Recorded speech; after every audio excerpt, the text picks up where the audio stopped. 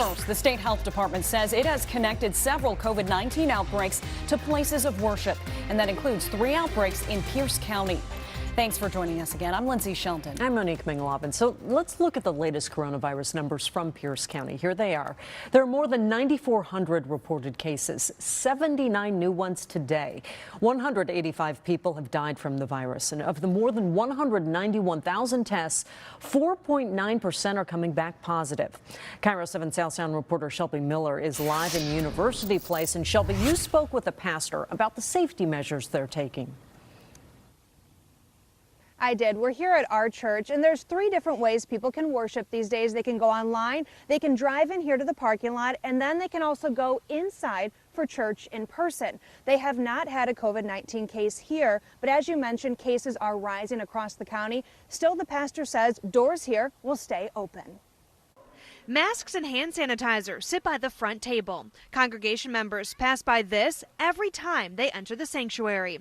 It's a subtle reminder of the ongoing pandemic and an example of the steps our church is taking to keep people safe. We see ourselves as a hospital for the soul, so we feel like we must stay open.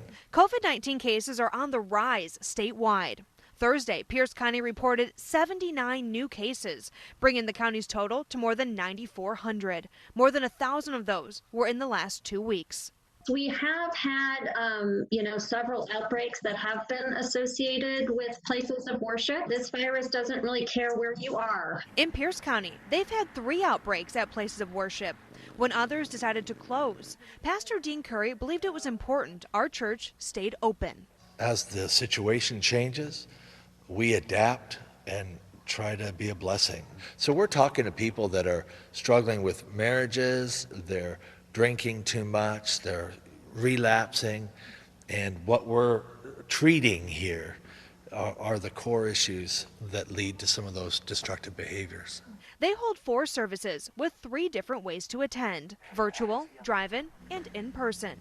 Since the pandemic began, they've seen an increase in attendance, with close to 350 people coming to church in person every weekend.